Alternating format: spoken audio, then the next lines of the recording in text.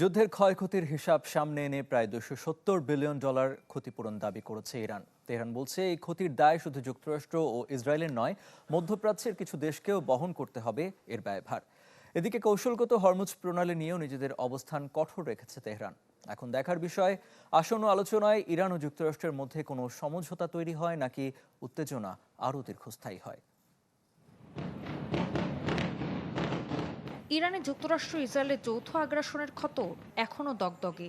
সেই ধ্বংসস্তূপের ওপর দাঁড়িয়ে এবার ক্ষতিপূরণ চাইল তেহরান। দাবি, যুদ্ধে তাদের ক্ষতি হয়েছে প্রায় $270 বিলিয়ন।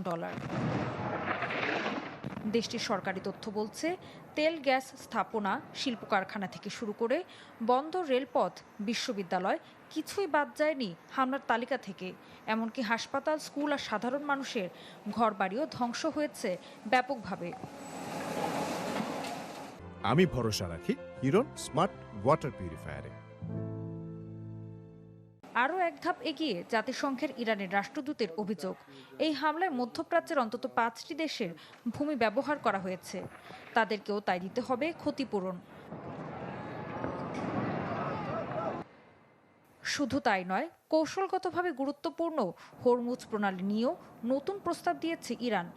এই পথ দিয়ে চলাচল করা জাহাজগুলোর ওপর কর বসিয়ে ক্ষতিপূরণ আদায়ের পরিকল্পনা তেহরানের। যুদ্ধে ইরানের 60টি বেসামরিক বিমান ক্ষতিগ্রস্ত হয়েছে, যার মধ্যে পুরোপুরি ধ্বংস হয়েছে 20টি।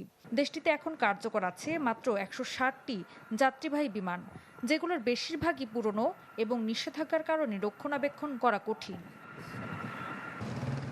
অন্যদিকে টানা ইন্টারনেট শাটডাউনে প্রতিদিন প্রায় $80 মিলিয়ন ক্ষতির কথা বলছেন ব্যবসায়ী নেতারা। ভেঙে পড়েছে দেশটির অনলাইন ব্যবসা, বাড়ছে বেকারত্ব। এমন অবস্থাতেই ওয়াশিংটনের সাথে শান্তি আলোচনায় তেহরানের স্পষ্ট বার্তা, হরমুজ প্রণালীর নিয়ন্ত্রণ নিয়ে হবে না আপোষ। ঋতু সাহা, চ্যানেল 24।